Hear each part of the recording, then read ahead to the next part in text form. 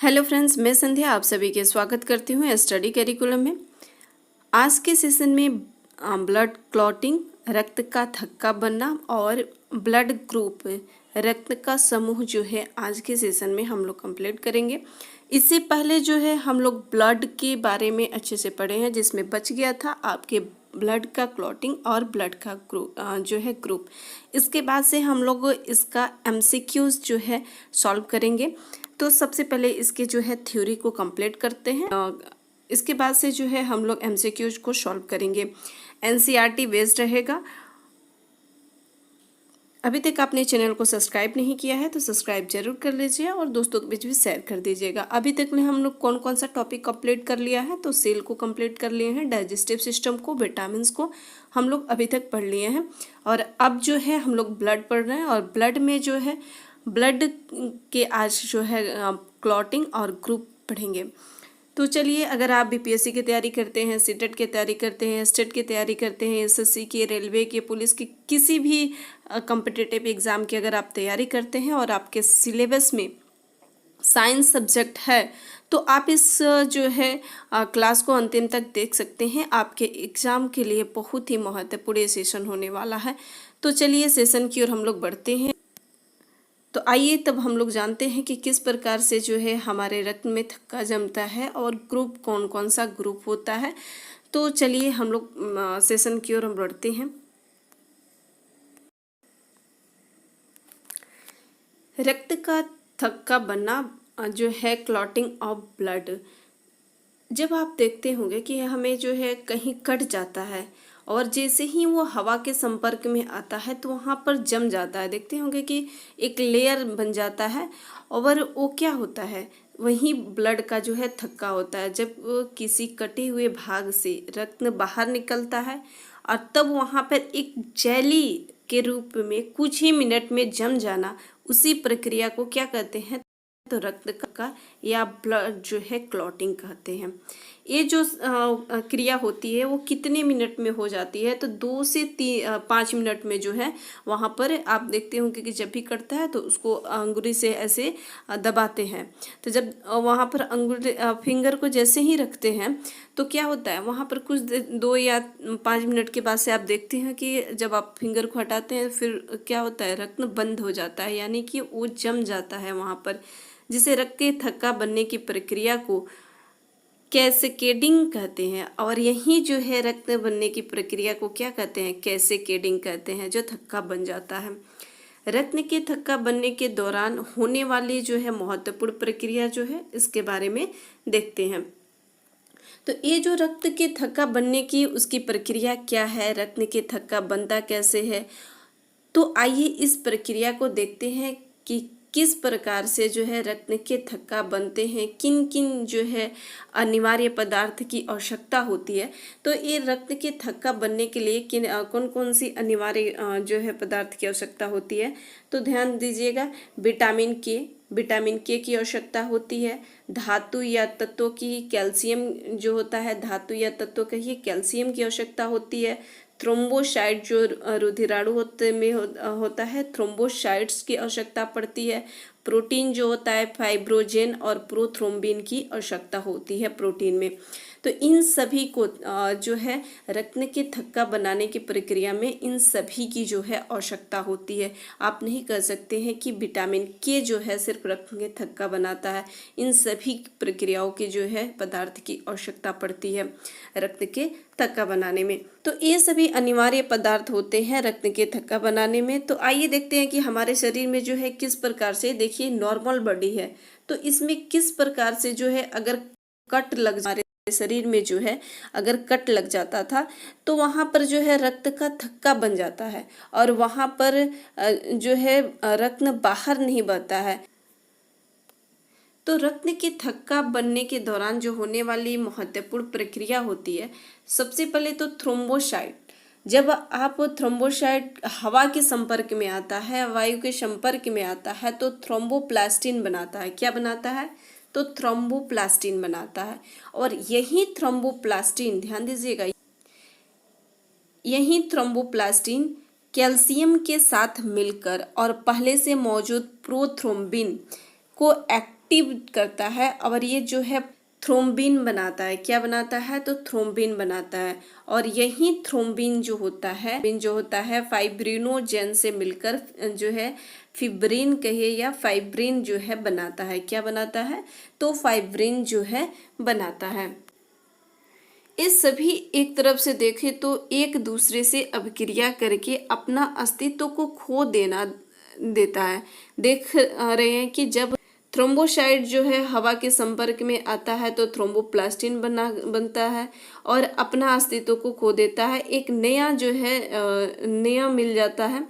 फिर जो है थ्रोम्बोप्लास्टिन प्लस प्रोथ्रोम्बिन कैल्शियम से क्रिया कर थ्रोम्बिन बनाते हैं। फिर ये जो है थ्रोम्बिन फाइब्रोजिन से क्रिया करके जो है फाइब्रिन बनाता है। यही फाइब्रिन जो होता है वो एक जेल के समान होता है, एक जो है जाली नुमा के समान जो होता है। फाइब्रिन रक्त के रुधिराणु में आकर फंस जाता है, जिस कारण रक्त का बहाव जो है रुक जाता है। इसी रक्त का थक्का या क्लॉटिंग कहते हैं। क्या कहते हैं? रक्त के थक्का या क्लॉटिंग जो है कहा जाता है। ये जो है रुधिराणु होता है, इसमें आरबीसी डब्ल्यूबीसी प्लेटलेट्स होता है। तो आप यहाँ तक समझ ही गए होंगे कि रक्त का थक्का बनाने में कितना लंबा प्रोसेस है। केवल विटामिन के ही नहीं बनाता है, इसके पीछे बहुत बड़े जो है। तो यहाँ तक आप लोग समझ गए। अभी जो हमने समझाई वो यहाँ पर आपको लिखा मिलेगा कि जैसे ही जो है रक्त हवा के वायु के जो है संपर्क में आता है तो रक्त में उपस्थित थ्रोम्बोप्लास्टिन में बदल जाता है और यही थ्रोम्बोप्लास्टिन कैल्शियम से क्रिया करके रक्त से पहले ही उपस्थित जो है प्रोथ्रोम्बिन को थ्रोम्बिन में बदल देता है और रुधिर प्लाज्मा के प्रोथ्रोम्बिन या फाइब्रिनोजेन का निर्माण यकृत के विटामिन के सहायता से होता है। विटामिन के जो होता है रक्त के थक्का बनाने में सहायक होता है। यह जो है थ्रोम्बिन रक्त में पहले उपस्थित फाइब्रोजिन से क्रिया करके उसे फाइब्रिन में बदल देता है। रक्त के थक्का बनाने के लिए अनिवार्य जो होता है प्रोटीन कौन सा होता है? फाइब्रिनोजेन होता है। ध्यान दीजिएगा, अनिवार्य प्रोटीन के बारे में पूछे तो फाइब्रिनोजेन होता है।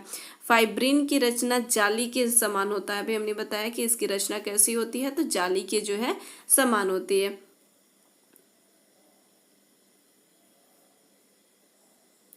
फाइब्रिन रक्त के रुधिराणु मुख्य रूप से आरबीसी में आकर जो है फंस जाता है, जिस कारण रक्त का बहाव रुक जाता है। इसे रक्त का थक्का या अस्कंदन कहते हैं। अभी हमने ये सभी पढ़ा, वहीं आप लोग को यहाँ पर लिखा हुआ मिल गया। यहाँ पर फिगर के माध्यम से भी आप देख सकते हैं कि किस प्रकार जो है नॉर्मल बॉडी रहता है। जब हमें यहाँ पर चोट लगती है या कट जाता है तो फिर उसके बाद से फाइब्रिन जो होता है वो किस प्रकार से जो है एक यहाँ पर धगानुमा देख सकते हैं कि एक जाल की तरह बनाकर जो है इसको भरने का कार्य करता है। यहाँ पर एक नोट है, रुधिर वाहिनी से निकाले गए रुधिर को जमने से बचाने के लिए उसमें थोड़ा सा जो है ऑक्सलेट सोडियम अथवा पोटेशियम ऑक्सलेट मिलाया जाता है कि रुधिर जो है रक्त जो है वो जमे ना, इसके लिए जो है थोड़ा सा ऑक्सलेट मिलाया जाता है। ब्रेन हेमरेज कैसे होता है? तो नसों को फट जाने के कारण जो है विटामिन के की वजह से ब्रेन हेमरेज जो है होता है। शरीर के अंदर यदि रक्त जम जाए तो व्यक्ति की मृत्यु हो जाएगी। अगर शरीर के अंदर जो है हेपरिन ना हो, हेपरिन नामक प्रोटीन शरीर के अंदर ना हो तो ब्लड क्या होगा? जम जाएगा और जम जाने से जो है व्यक्ति की क्या हो जाएगी? मृत्यु हो जाएगी। अंदर रक्त को जमने से रोकता कौन है? तो हेपरिन जो है यही रोकने का कार्य करता है। हेपरिन जो होता है वो एंटी क्लॉटिंग कर सकते हैं, एंटी कोएगुलेंट इसे कहते हैं। हेपरिन जब हवा के संपर्क में आता है तो यह निष्क्रिय हो जाता है ताकि खून का जो है थक्का बन सके। आप लोग को पिछले सेशन में हमने पढ़ाया था कि हेपरिन ही है जो अब किसी की किडनी खराब हो जाती है तो ब्लड जो है बाहर निकाला जाता है डायलिसिस में, तो उस डायलिसिस में जो है वो हेपरिन ही मिलाया जाता है ताकि वहाँ पर ब्लड जो है जमे ना। हीमोफीलिया एक आनुवांशिक रोग है। इस रोग में खून का थक्का नहीं बनता है और हीमोफीलिया एक आनुवांशिक रोग है जिसमें रक्त का थक्का जो है नहीं बनता है, अतः कटने पर रक्त का बहाव नहीं रुकता है। इस बीमारी को जो है इंग्लैंड की महारानी एलिजाबेथ से जो है यह स्टार्ट हुआ था। अब मनुष्य के रक्त वर्ग पढ़ते हैं। ब्लड ग्रुप, मनुष्य के ब्लड ग्रुप, रुधिर वर्ग, इसकी खोज जो है किसने किया था? तो जो है ऑस्ट्रेलिया के कार्ल लैंडस्टीनर ने 1900 ईस्वी में किए थे। कब? तो 1900 ईस्वी में इन्होंने खोज किए थे। कार्ल लैंडस्टीनर का, और इन्हें जो है 1930 में नोबेल पुरस्कार भी मिला था। कार्ल लैंडस्टीनर का ब्लड ग्रुप में बहुत बड़ा योगदान है। ऐसा ही नहीं, इन्हें जो है ब्लड ग्रुप के जनक कहा जाता है। इन्होंने कई लोगों का जो है खून का सैंपल लिया और बहुत कड़ी मेहनत के बाद पता लगाया कि खून जो होता है वो 3 प्रकार का होता है। कितने प्रकार का इन्होंने पता लगाया? तो खून जो होता है वो 3 प्रकार का होता है, ए, बी, और उसका नाम दिया ए, बी और सी। बाद में जो है ए, सी को बदलकर उन्होंने क्या नाम दे दिया? तो ओ नाम दे दिया। लैंडस्टीनर की इस महान खोज को 1 साल के बाद उनके दोस्त जो है 2 आते हैं। कौन कौन? डिकास्टेलो और एस्ट्रेरेली ने खोज किए। डिकास्टेरेली ने खोज को आगे बढ़ाया और इन्होंने मिलकर एक और जो है ब्लड ग्रुप खोजा, जो क्या था? ए और बी। ब्लड ग्रुप जो है ए और बी इन्होंने खोजा था। तो इस तरह जो है हमारे ब्लड ग्रुप जो होते हैं वो कितने होते हैं? 4 होते हैं। कौन कौन सा? तो ए बी और ओ। तो इस प्रकार से हमारे ब्लड ग्रुप कितने हो गए? तो 4 होते हैं। ये ब्लड जो आप यहाँ पर देख सकते हैं कौन कौन सा होता है? तो group A, group B, group A B, group O, तो 4 होते हैं। और ब्लड देखें तो 2 प्रकार के होता है। हमने देखा था कि ब्लड कितने होते हैं? तो ब्लड जो होता है 2 होता है। एक तो प्लाज्मा, और इस प्लाज्मा जो होता है इसमें कितना होता है? तो 55% होता है। और दूसरा जो होता है कार्पसल जो होता है, रुधिर कणिकाएं जो होता है, ये जो होता है कितना होता है? तो ये 45% होता है। इसमें ये प्लाज्मा जो होता है ये एंटीबॉडी इसमें बनता है। क्या बनता है? प्लाज्मा के सतह पर ही एंटीबॉडी बनता है। प्लाज्मा के सतह पर ध्यान दीजिएगा, एंटीबॉडी जो छोटा है, स्मॉल ए और बी, 2 तरह से इसे डिनोट करते हैं, ए और बी से। और यहीं जो है रुधिराणु के आरबीसी के सतह पर क्या बनता है? तो आरबीसी के सतह पर जो है एंटीजन बनता है। एंटीजन जो है बनता है और इसको डिनोट करते हैं कैपिटल ए और कैपिटल बी से। कैपिटल ए और कैपिटल बी से जो है इसको डिनोट करते हैं। यह जो होता है किस प्रकार से होता है? एंटीबॉडी जो होता है तो कुछ वाई शेप के आकार के, ऐसे जो है वाई शेप के आकार के आपको देखने को मिलेगा, जो आगे हम लोग अभी पढ़ेंगे। तो आइए इमेज के माध्यम से इसको जो है हम लोग समझने की कोशिश करते हैं, एंटीजन और एंटीबॉडी को। तो यहाँ पर आप ध्यान से देखेंगे,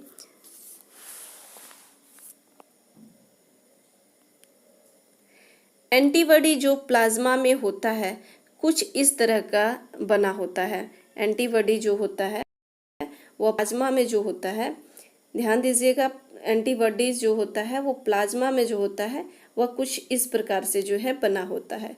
और एंटीजन जो होता है वो रेड ब्लड सेल में होता है, कुछ इस प्रकार, एंटीजन ए और एंटीजन बी कुछ इस प्रकार से बना होता है, जो आप यहाँ पर देख सकते हैं कि एंटी जो है जहाँ पर एंटीजन ए होता है वहाँ पर एंटीजन बी होता है, वहाँ पर एंटीजन ए नहीं होता है, दोनों जो है इक्वल नहीं होता है। तो हम देख सकते हैं कि जिसका ब्लड ग्रुप ए है, जिसका ब्लड ग्रुप अगर देखें कि एंटीजन का ब्लड ग्रुप ए है तो एंटीबॉडी का जो है ब्लड ग्रुप जो है बी होगा। वहीं ग्रुप बी में देखें तो ग्रुप बी में एंटीबॉडी जिसमें ए है वहाँ पर एंटीजन जो होता है बी देखने को मिलेगा। और जहाँ पर जो है एंटीजन ए बी दोनों होता है वहाँ पर एंटीबॉडी नहीं होता है। और जहाँ पर जो होता है जिस ग्रुप ओ में अगर देखें तो जो है एंटीबॉडी ए बी दोनों होता है, वहाँ पर जो है एंटीजन जो है नहीं होता है। दोनों जो है अपोजिट चलता है, एक दूसरे के क्या चलता है तो अपोजिट जो है चलता है। सेम प्रकार के एंटीजन और एंटीबॉडी नहीं होते हैं। क्यों? क्योंकि अगर यह जो है सेम होंगे तो ब्लड फ्लो नहीं करेगा और आरबीसी नष्ट हो जाएगा, इसलिए जो है सेम नहीं होता है। तो एक एक करके देखते हैं। एंटीजन जिसे प्रतिजन भी कहते हैं, एग्लूटिनोजेन भी कहते हैं। क्या कहते हैं? एग्लूटिनोजेन भी कहते हैं। ये सदैव लाल रुधिर कणिकाओं के प्लाज्मा मेम्ब्रेन में लगा रहता है। जैसे हमने देखा ना कि लाल रक्त के कणिकाओं में आरबीसी के प्लाज्मा मेम्ब्रेन में जो है लगा रहता है। एंटीजन ग्लाइकोप्रोटीन होता है तथा ये पीढ़ी दर पीढ़ी हस्तांतरित अथवा वंशागत होता रहता है। और ये जो एंटीजन होता है ना, ये पीढ़ी दर पीढ़ी चलता रहता है। मनुष्य के रक्त के जो है भिन्नता का मुख्य कारण लाल रक्त में पाए जाने वाले ग्लाइकोप्रोटीन है, जिसे एंटीजन कहते हैं। क्या कहते हैं? एंटीजन कहते हैं। एंटीजन दो होते हैं, capital A antigen, capital B antigen. ध्यान दीजिएगा, ये दोनों जो होते हैं कैपिटल में एंटीजन होती है।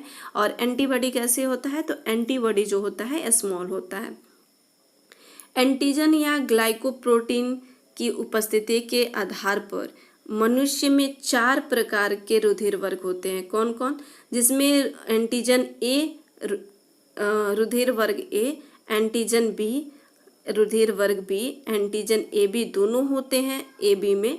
और इसमें जो है दोनों में नहीं होता है, एंटीजन नहीं होता है तो वह ओ में नहीं होता है। जिसमें दोनों में से कोई एंटीजन नहीं होता है वह रुधिर वर्ग ओ होता है। क्या होता है तो रुधिर वर्ग ओ होता है।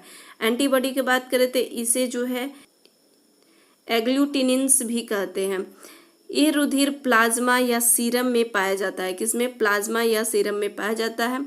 एंटीबॉडी डब्ल्यूबीसी में संश्लेषित गामा ग्लोबुलिन प्रोटीन के रूपांतरण के फलस्वरूप संश्लेषित होता है। गामा जो है ग्लोबुलिन प्रोटीन के रूपांतरण के फलस्वरूप क्या होता है? संश्लेषित होता है। एंटीबॉडी भी 2 प्रकार के होते हैं। एंटीबॉडी जो होता है वो दो होता है, स्मॉल ए और स्मॉल बी, परंतु ये शुद्ध प्रोटीन के रूप में होते हैं। और रुधिर वर्ग में उपस्थित एंटीजन और एंटीबॉडी, रुधिर वर्ग में जो है उपस्थित एंटीजन और एंटीबॉडी को देखना है। तो रुधिर वर्ग ए बी ओ, जिसमें एंटीजन जो होता है ए रहता है और एंटीबॉडी भी बी रहता है। बी में जो है एंटीजन बी और एंटीबॉडी जो है ए रहता है। और रुधिर वर्ग के ए बी में देखें तो ए बी एंटीजन और एंटीबॉडी जो है ए बी में नहीं होता है। ध्यान दीजिएगा, ए रुधिर वर्ग ए बी में नहीं एंटीबॉडी नहीं होता है। ध्यान दीजिएगा, क्या? एंटीबॉडी ए बी नहीं, एंटीबॉडी ए बी नहीं, ए और बी यहाँ पर ध्यान से देखते हैं, एंटीबॉडी यानी कि ए बी में नहीं रहेगा। याद करने का ट्रिक, यानी कि ए बी में नहीं रहेगा। और ओ में जो है नील रहता है। ओ में क्या नील रहेगा? नहीं, ओ में क्या नहीं रहता है तो एंटीजन नहीं रहता है। एंटीजन ये जो रहता है ओ में नहीं रहता है, जबकि एंटीबॉडी इसमें रहता है। जबकि इसमें जो है एंटीबॉडी प्रेजेंट रहता है। ए भी जो है प्रेजेंट रहता है किसमें तो ब्लड ग्रुप ओ में। तो इस प्रकार आप देख सकते हैं। अगर स्क्रीनशॉट लेना चाहते हैं तो ले लीजिए, नहीं तो इसका पीडीएफ आप लोग को टेलीग्राम पर मिल जाएगा। अभी तक आपने टेलीग्राम चैनल पर नहीं जुड़े हैं तो जुड़ जाइएगा। अब देखते हैं कि कौन सा ब्लड जो है वह सर्वदाता है और कौन सा ब्लड ग्रुप जो है वह सर्वग्राही है। ए बी प्लस जो होता है वो सर्वग्राही होता है, जो है ग्राहता होता है, यानी कि सबसे ले लेगा, लेकिन ये सबको नहीं दे सकता है। सबसे ले तो लेगा लेकिन सबको दे नहीं सकता है, बस किसको दे सकता है तो ए बी को ही दे सकता है। और रुधिर वर्ग जो होता है वह सर्वदात्री होता है, यानी कि ये डोनर होता है, सबको देते जाएगा। और इसमें जो है एंटीजन नहीं होता है और इसमें एंटीबॉडी नहीं होता है। यहाँ पर आप देख भी सकते हैं कि रुधिर वर्ग ब्लड ग्रुप जो होता है ए जो सबको जो है ले सकता है, ए और ओ ले सकता है, और किसको किसको दे सकता है तो ए को देगा ही, लेकिन ए बी को भी दे सकता है। किसको दे सकता है तो ए बी को दे सकता है।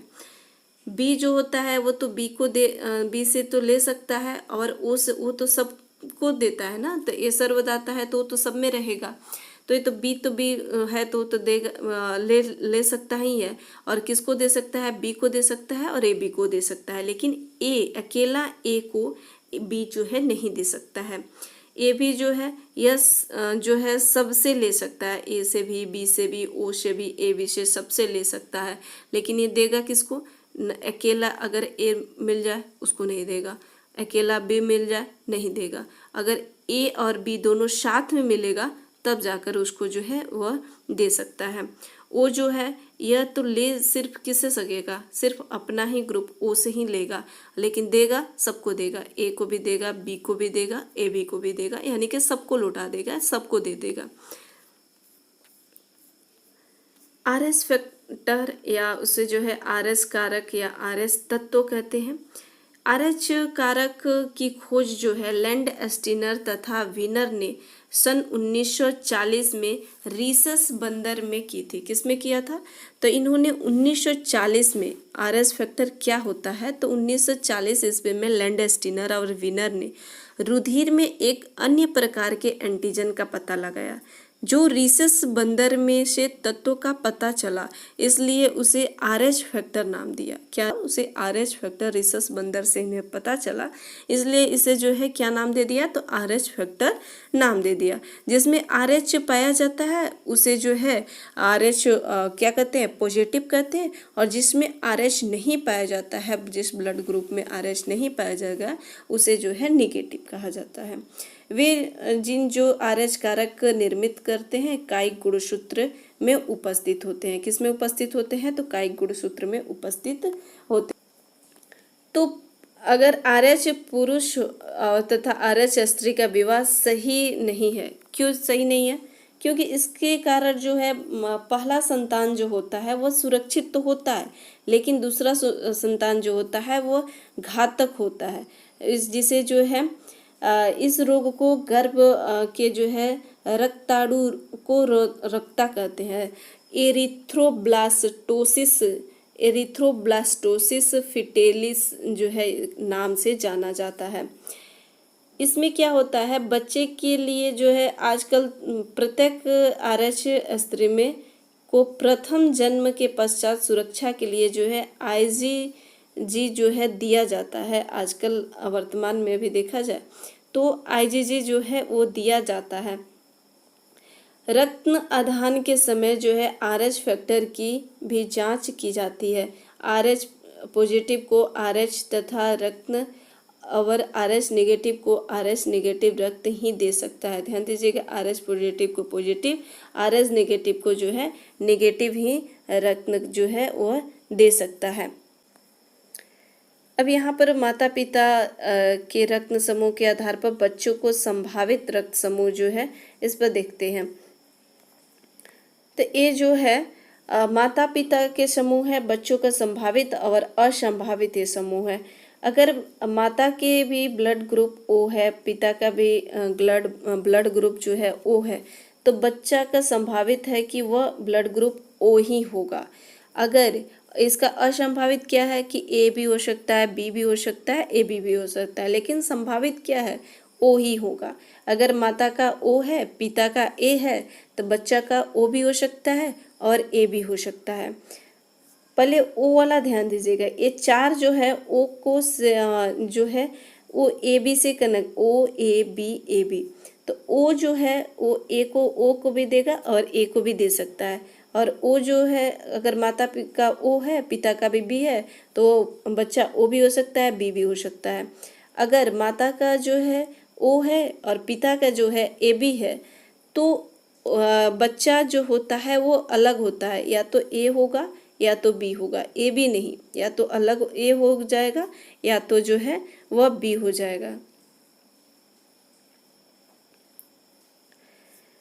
और ए से देखिए, ए से ए को जो है अगर माता पिता ए है और माता और पिता का दोनों का ए है, तो ए भी हो सकता है और ओ तो होगा ही, ओ ए हो सकता है या ओ हो सकता है।